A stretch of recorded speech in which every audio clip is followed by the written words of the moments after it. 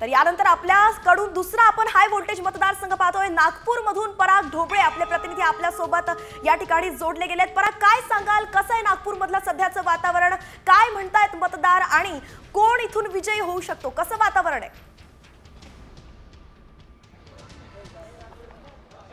नक्कीच नागपूर हा महत्त्वाचा मतदारसंघ आहे, कारण की उपमुख्यमंत्री देवेंद्र फडणवीस यांचा दक्षिण पश्चिम या मतदारसंघामधून जे आहे ते निवडणूक लढते आहे। त्यांच्या विरुद्ध काँग्रेसचे जे आहे ते प्रफुल्ल गुडदे पाटील हे निवडणूक रंगते आहेत। पण जे काही कौल येत आहे ते कुठेतरी जे आहे उपमुख्यमंत्री देवेंद्र फडणवीस यांच्या बाजूने येताना दिसून येत आहे, कारण की ज्या पद्धतीनं ते मागील सातत्याने ते त्या मतदारसंघातून निवडून येत आहे, त्याचबरोबर लाडकी बहीण असो, इमारत बांधकाम मजुरांचं काय असो किंवा इतर योजना असो की मतदारसंघात केलेलं हजारो कोटींचे काम असो, या सगळ्यांचं जे हे पाहता कामाचा जे आढावा पाहता कुठेतरी कौल जो आहे तो उपमुख्यमंत्री देवेंद्र फडणवीस यांच्या बाजूने राहील असं दिसून येत आहे। यासोबतच नागपुरातील ग्रामीण मधली जी महत्त्वाची जी लढत असणार आहे ती म्हणजे कामठी येथील असणार आहे, कारण त्या ठिकाणी भाजपचे प्रदेशाध्यक्ष चंद्रशेखर बावनकुळे यांच्या विरुद्ध काँग्रेसचे सूरज भोयर ही लढत असणार आहे।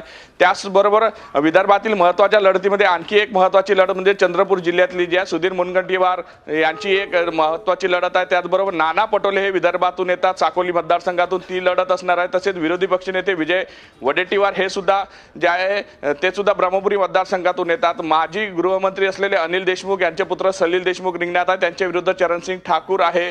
त्याचबरोबर सावनेरमध्ये जे आहे काँग्रेसचे नेते जे आहे सुनील केदार यांच्या विरुद्ध भाजपचे आशिष देशमुख ही लढत महत्त्वाची असणार आहे। या सगळ्या लढतींकडे महत्त्वाचं सगळ्यांकडे लक्ष लागलेलं असणार आहे, कारण कोण निवडून येते, कारण ज्या पद्धतीने काही ठिकाणी जे आहे लढत होती ती चुरशीची झालेली आहे, त्यामुळे या मतदारसंघांकडे विशेष लक्ष असणार आहे। नागपुरातील पुन्हा एक उत्तर नागपूर म्हणून आहे, ज्यामध्ये ज्येष्ठ काँग्रेसचे नेते जे आहे नितीन राऊत यांच्या विरुद्ध भाजपचे मिलिंद माने सुद्धा असणार आहे। अशा महत्त्वाच्या लढती ज्या विदर्भात आज असणार आहे आणि सगळ्यांकडे लक्ष लागलेला नेमका कौल हा महायुतीच्या बाजूने जातो का महाविकास आघाडीच्या बाजूने जातो, साधारणतः जो कल आहे तो 8:20च्या सुमारास यायला सुरुवात होईल पहिला कल, त्यानंतर 12 वाजेपर्यंत चित्र स्पष्ट होईल।